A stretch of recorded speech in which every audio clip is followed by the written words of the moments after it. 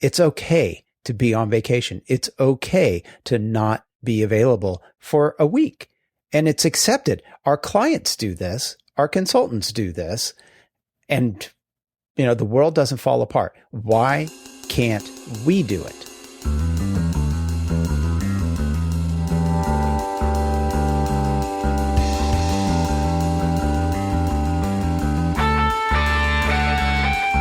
Welcome to the Archispeak podcast. I'm Evan Troxel. Each episode, Neil Pan, Cormac Phelan, and I have a casual conversation about all things architecture, and we invite you to listen in as we talk about everything in the profession, both the good and the bad. Maybe you're considering a career in architecture, you're still in school, or you've been around the blocks of Corbusier's City of Tomorrow more times than you'd like to admit. Join us in the studio as we stand around the water cooler and talk about why we love our chosen profession. It's time for some Archispeak.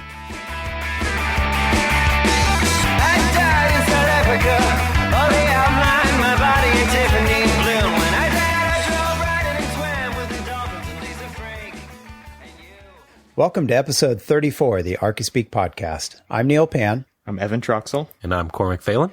And Evan, we have some friends of the show to announce for this episode. We do. We have two friends of the show, and I thought it'd be fun to start talking about where people are coming from. So first off is Steve Hall, who is from Cary, North Carolina. And Steve is a friend of the show previously as well, I believe. And it's hard to keep track anymore because we have so many awesome friends. But one of the things that Steve said is he finally crossed his new firm from red to black. And so he's glad to be able to give back. So that was very cool of him to do. And he donated That's cool. $33 to the podcast. And Steve, we are fans of yours as well. So thank you for donating to the site and to the podcast. And next we have Jordan Bales from Warradale, South Australia, all the way from the other side of the pond there. And he is a 20-year-old second-year architecture student from the University of South Australia. And so it's awesome to know that we're playing in his headphones are on his speakers in the studio down there. That is very cool. And it says that we have really helped ignite his passion for the field. And so that is some of the best news that we get on this podcast. That's really cool to hear. So thank you, Jordan. We really appreciate it. And he donated $20 to the show. Now, I've got a quick question. Does he listen to the podcast a day before we record it? I don't remember if Australia is in the future or in the past. They are in the future. Yeah. I have confirmed this. Oh, so he's already listened to this. Yeah. So when we post our episodes on Sunday night, Pacific time at 9 p.m., it's actually Monday afternoon, late afternoon over in Australia, New Zealand area. Nice. Yeah, I've been there, but I can't remember. which maybe plays into what we're talking about tonight. Exactly. Absolutely. Yes, it will, actually.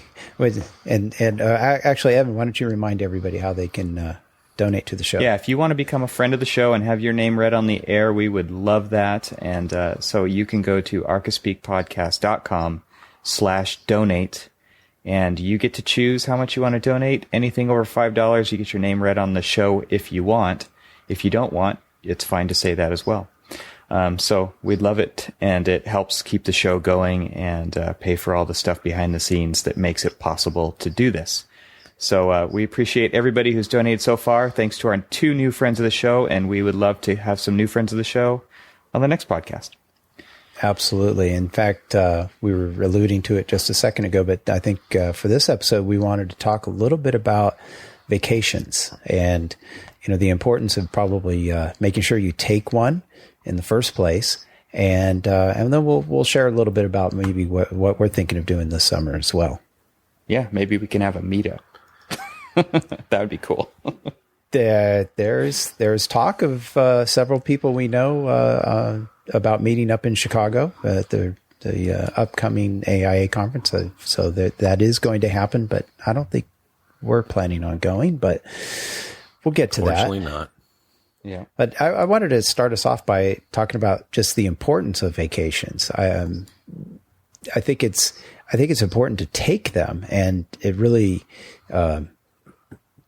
upsets me, maybe not upsets, not the right word, but it concerns me when, the economy is improving. I want to come back to that, but the economy is improving. I think a lot of us are feeling that. At least I hope most of us are feeling that.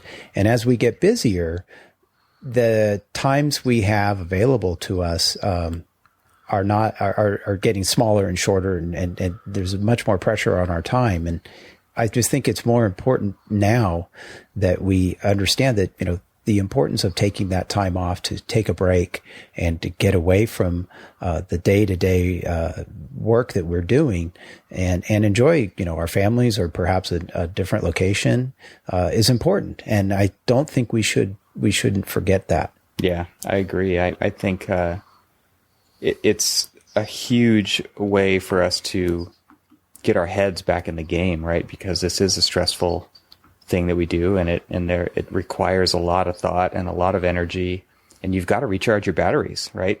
And I mean, what you just said about how things are picking back up, I mean, we saw in Steve's note right there, he went from the red to the black. I mean, that means business is definitely picking up for him, and I know that it is in our firm as well. We just won a few big healthcare projects, and I can tell you there's not going to be a good time to take a vacation. But to me, I mean, there kind of never is, right? So you just have to schedule it in, get it on the books, and then you have to take it, or else you'll come up with a bunch of excuses why you can't go. Yeah. There's always going to be excuses of why you can't go. And I'm a perfect example of somebody who tries to come up with I can't go, this project's going out to bid, or this project's, in permitting, or this project's this and this project's that, and it just happens over and over again. But I've always tried to, get out even if it's just for a week. I mean, in the past few years, haven't been able to take a full, good full 2-week vacation and stuff. But, now I'm dealing with consultants who, here we are getting closer to the end of certain projects, and they're, oh, I'm going to be gone this time and this time. And, I'd like to have a meeting, but we can't have that meeting because it's I'll be gone for 2 weeks. So, it's tough to coordinate all that stuff, but it is. And then you end up taking it with you, right? Because, Evan, doing schools, what is the most important season of the school construction industry? Yeah. Summer. Yep. I mean, you have to be there. I mean, you're trying to open schools that are under construction. You're trying to get schools out so that they can start construction for the summertime. It's just there really is no good time for school, for vacation, when you're doing schools in the summertime. Yeah. I hear that. Or the wintertime, or spring break. Well, and I think, this is a bigger conversation than just about vacation at that point, because really what it comes to at that point is being able to trust your team when you're gone, to be able to, and the only way you can do that is if you are developing them in the way that they can actually take care of all those things, and they're not waiting for you to tell them what to do next, or, the whole hand holding that happens a lot of the time. And it does come down to training and trust. And being able to say, you know what, you guys have it covered. Even if you don't feel like you have it covered, you've got it covered because you have to, because I'm not going to be available. Yeah. Well, and even if they don't have it covered, I mean, somebody in your office should be able to step in and cover you for that week. I mean, if it's just a week, or even if it's 2 weeks. And if something does go wrong, right? I mean, we've said this before. The world will not end. The world doesn't end. And at the same time, with modern technology, if there is a question that needs to be asked or answered, I mean, that can happen. Well, here's what I love about vacation, right? Is number one, yes, Neil, if something goes wrong, right, they can call you. Right. You get to decide if you're going to answer the phone or not. Absolutely. And I've been on vacation before. I mean, it's a vacation in air quotes because it wasn't really vacation. My kids were out of school and I didn't have any childcare, so I stayed home with them. And when I got back, I got called to the carpet that I wasn't, maybe if I was available more because some decisions had been made without me by somebody who had no knowledge of the design intent. And I'm like, well, you didn't call me. Well, you were on vacation. I said, well, I get to decide if I answer the phone or not. Then you can make the decision without me, but you have to give me the opportunity to make that decision. And so, yeah, you're right. A lot of times you are within arm's reach. And it is up to your team to reach out and make that call, or you've said ahead of time, you can't call me because I'm not available. But at least the communication lines are clear as to what the expectation is. And it's also probably up to you to make that clear before you leave, right? Yeah, that's what I mean. You got to set the expectation up front. It just pissed me off because it was like, well, if you were more available, I was on vacation. But second, you didn't even call to try to, you didn't email, you didn't call, both of which, if it was that important, I could have definitely decided to answer it. Well, well, go ahead, Cormac. I was going to say, what you're saying is, and I've lived it too many times, and I was going to, tell you the example of, when I wasn't available to take that phone call, and it ended up costing the project during construction $76,000 because somebody chump change. In a way it is, and in a way it isn't. But somebody decided to make the decision to, for some reason, delete a note that would have caught all of my miscellaneous, my loose lentils. And for some reason we had no lentils covered. But what I was actually getting at is that... Cover your lentils, people. Yeah, cover your lentils. No, what I was getting at is that people have, a different perspective of what vacations are now. It's, you have to be available. You have to do this. Yeah. And the whole point... You're on the leash, right? The whole point of a vacation is to get away, to, decompress and to at least disconnect, at least for a week. Let's say you're disconnecting from the office to, to come back reinvigorated and re-energized so that you can, go another year. And people have this weird expectation that, you need to be, you can ask my wife, and this is an unfortunate problem I have, but you can ask my wife every time we go on vacation, what am I doing? Am I bringing a set of drawings just in case somebody has a question to ask me? Or am I, do I have my iPod loaded up with drawings? I mean, my iPad loaded up with drawings, or my phone's on, or whatever, because the expectation is that you've got to be available for these phone calls and stuff. Are we really getting the full brunt of the vacation? I mean, are we really getting what we should be getting out of the vacation? No, I mean, I like to choose places to go that I can't be reached. That it's just impossible. It doesn't exist.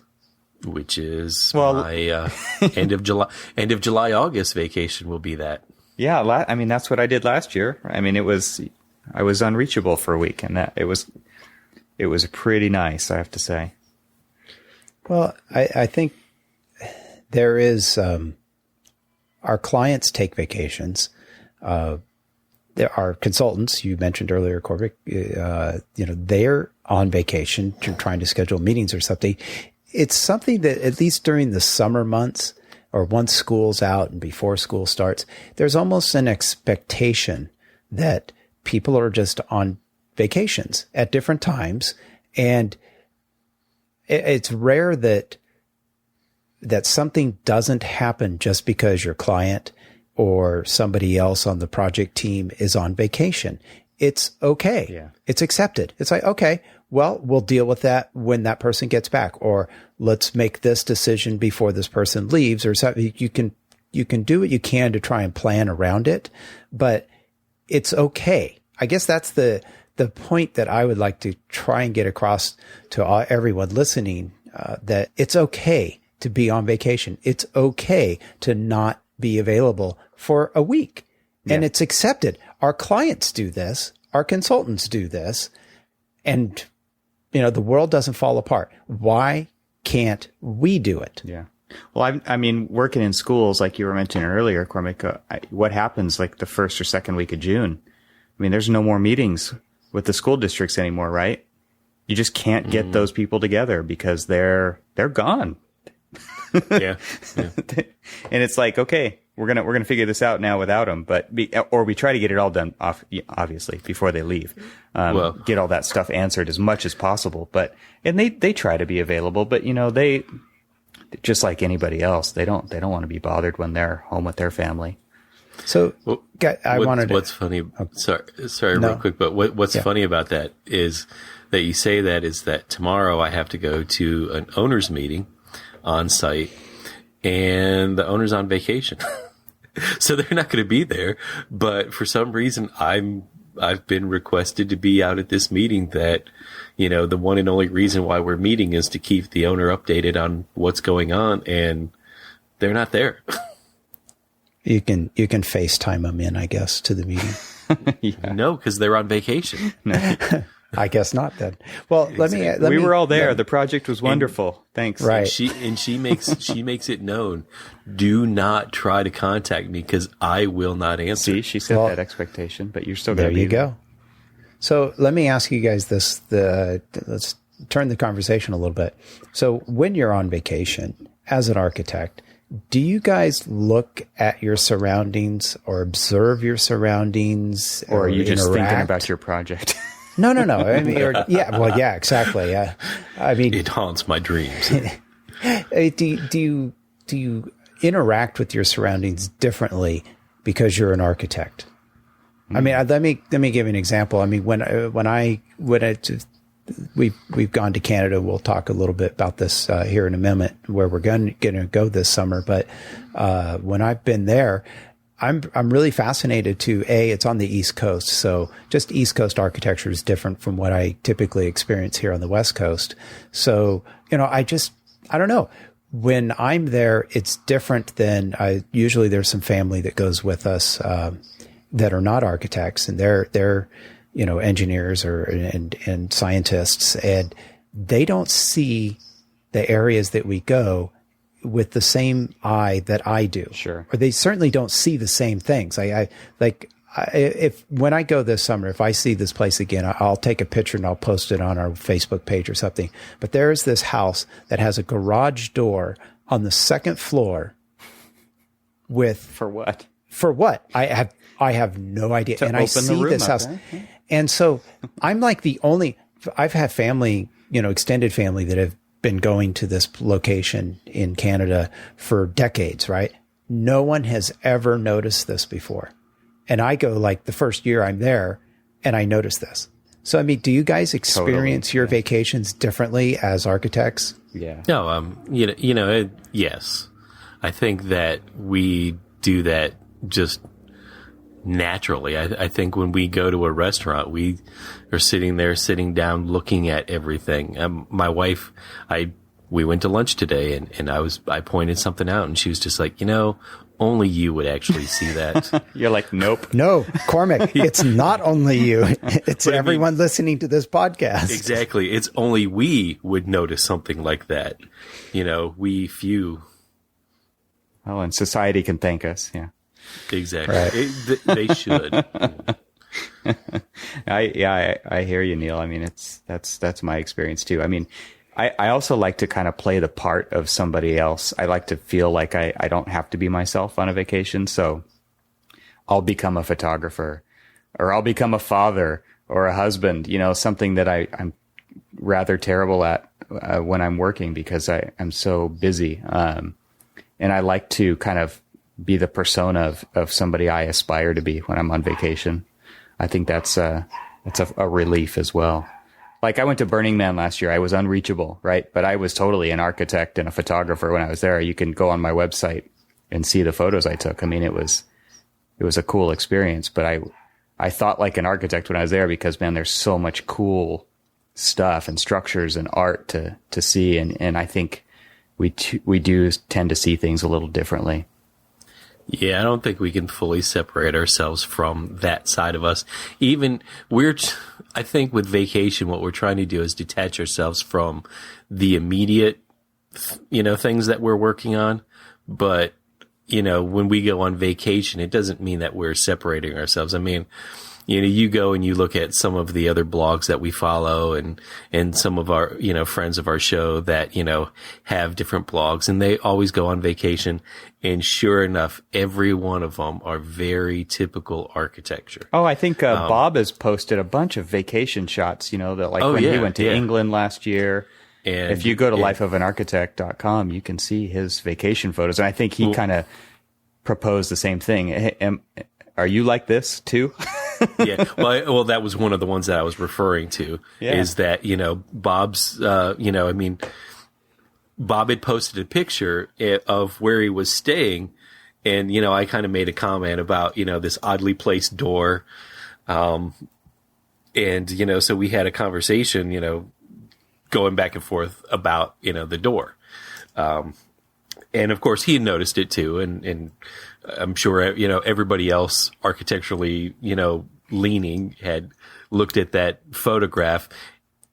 If you showed it to, like, say, my wife or somebody, oh, that's a beautiful picture of a house in the English countryside. No, we're looking at it like, dude, what's wrong with that door? Why is that door like that? It's just like, that doesn't look very structurally sound, and it was just, it struck me as, I couldn't just stop and say, oh, that's beautiful. That's nice. I had to look at it as a stupid architect. Yeah. Or you go into a restaurant in some other country and you're like counting the exits, trying to figure out where they are. And or my constant comments, that doesn't meet code. Yeah. Yeah. Yeah. I don't know how they build that. How'd they get away with that? How'd they get away with that? How they get away with that is yeah, exactly. How they get away with it is one that I used often. I'm like, I know this ramp does not meet code. So all right, guys. So where are you going this summer? What's the plan for Archispeak this summer? Detroit, Michigan. Don't you go there a lot? We go there a lot. We've got family there and we visit it. But, when I say we go to Detroit, we actually do go to Detroit to visit family. But in the summertime, we actually do, what's becoming an annual camping trip to northern Michigan. And we usually go visit the Upper Peninsula, the UP. And, I'll be able to wave at Neil, who will be in Canada, because I will be really, really close to Canada. I need to get out to where I need my mom's side of the family is from the Upper Peninsula. I'd love to go there. Absolutely gorgeous place. I mean, it's really hard to explain, how absolutely beautiful this place is. But, where else can you at least go and swim? Wake up and go swimming in Lake Huron, then hop in the car and head north. Because the camping that we usually go to is in northern Michigan. This place called Rogers City, which, we always go up there for this, it's a really cute little town. And it's got this probably one of the most wonderful little, carnivals. It's called Nautical Fest. And, we go there and it's got a great parade and it's just got this great community feel to it. And so we go there all the time. But since, we're camping, we don't have, running water or anything like that. So, baths and all that other stuff are in Lake Huron. Nice. That's great. And then, keeping it real. Normally when we go there, we usually, hop in the car and we, go for a nice drive up to the UP and, we go swimming in Lake Michigan. We go swimming in Lake, Superior, which are awfully cold. Oh man, I bet. Even in late summer, I mean, you're looking at something that like maybe is 50, 55 degrees.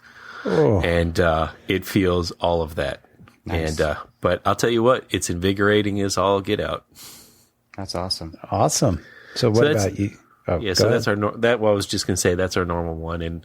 But we do want to try to do like an off normal one, earlier in the summer and try to just head out somewhere like, say, Chicago. But unfortunately, it's not at the same time as the National Convention.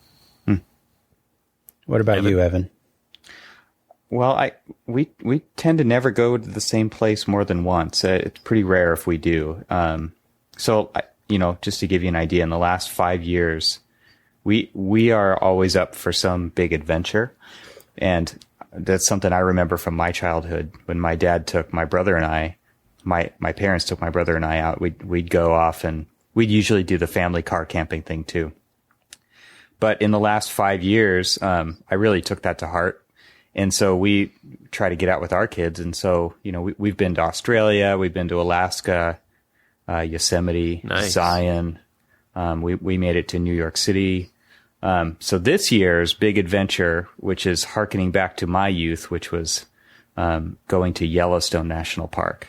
And nice. That was awesome. And so we're doing that when we leave in about a month. So we're going to be gone for a couple weeks. It's a big deal because my wife is, she has her own business. And so she's leaving that. And again, we're going to be disconnected for a couple weeks, but we're going to be camping the whole time. And I'm super excited. It's just going to be amazing. And we're going to go, we're in a campground right on Yellowstone Lake for 6 nights. So we're going to take like 3 days to get up there, take our time.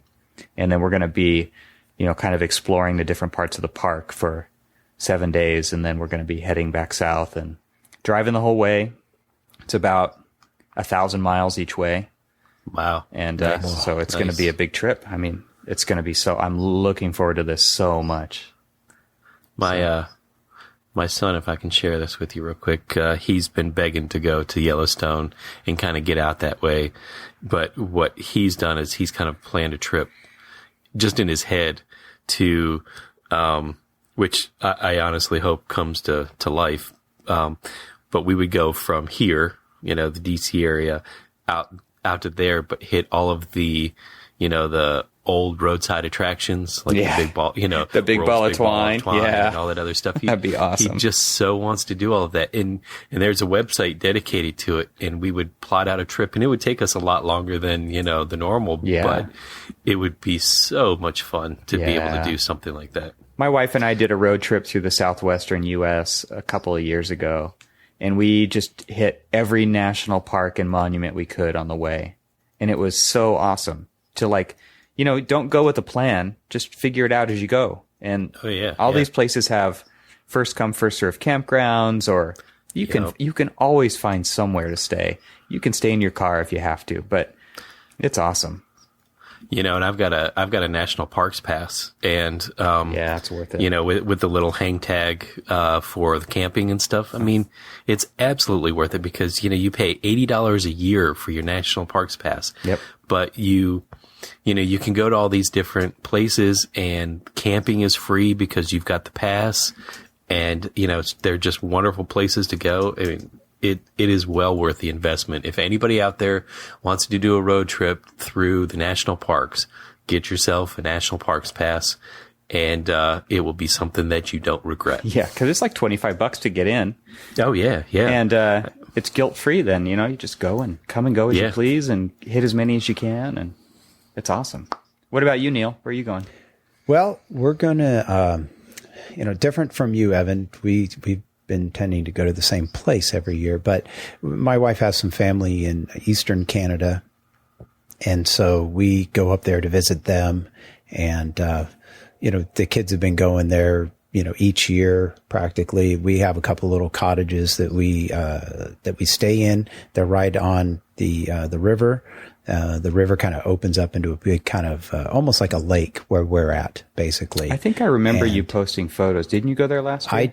Yes, you did. Yeah, we did. Yep. And we've been there, I think, every year for the last 4 or 5 years, I think. So I'd like to start to change that up a little bit, but and we'll get there. The kids want to, we want to do a couple of road trips, I think, in the next few years. The kids are getting, a little bit older now. So, they're not old, but I mean, they're at the right age where they could probably sit in the car for a little bit longer than, when they're like 4 or 5. They're reaching that 9 and 7 age. So we're looking forward to taking some trips, but we'll be going up there to Canada, and we'll stay there. What's nice there is that it's completely away from just about everything. and you don't have to go anywhere. And when we're there, we're with family. We're staying in our own places. We're not even like in a hotel or anything like that. So it's real nice. There are a couple little summer cottages, and so beautiful sunset every night, over the river. And we in the past we've gone on Canada Day or spent Canada Day up there, and so we get to see a lot of fireworks and everything. So that's a real fun time to go there. So that's cool. Yeah, that's what we'll be doing. And, hopefully we'll be mixing that up a little bit more. I mean, we did do a little Disneyland trip earlier this year, so the kids could kind of experience that before they get too old. But and the magic goes away. Yeah. But so that's what we're going to be doing. So we'll be waving at Cormac across the border. Nice. You can get the mirror and kind of flash the SOS. Yeah, we'll do some Morse code back and forth. Nice. There we go. All right. Should we be recording a new episode? No. Archispeak is on vacation. No. So I think everybody should give us a call at the Archispeak podcast line at 415-484-8496, or go to the website and leave some comments at archispeakpodcast.com, or hit us up on our Twitter accounts or the Archispeak Podcast Twitter account and Facebook page, and let us know where you're going on vacation this summer. That'd be awesome. Yeah, I'd love to hear where people are heading off to, Absolutely. because I need ideas. Got to keep the Absolutely, adventures yeah. going. Yeah, and tell us what the best place to go is. I mean, what's cool about the podcast is we have people from all over the world, and I have a feeling that the perspectives are hugely different than what I have, right? So I would love to hear what other people do for their vacations, and then also like how important you think they are as well, because I'm sure we have listeners who don't think they're important, and I'd love to know why. And let us know if you'd like to sponsor a all expense paid trip for Archispeak to come to your country. And we will talk. We'll record an episode for you. All right, guys. Well, with that, let's call it a night. Sounds good. All right. Good night, everybody. And have a great summer. Good night. Good night.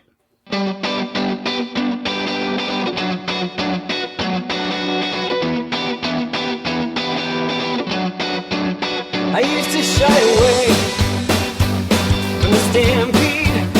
I'd hibernate, hunker down in my hospital to get good at the game. I had to grease up my riot gear, and that craving came when you crossed along, yeah, when you came along.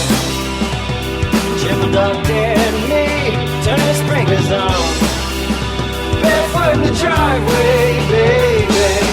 Platform dancing, form like a crazy man. Someone who proudly tumbled, diving face first, fat with chances, braving birthday suited.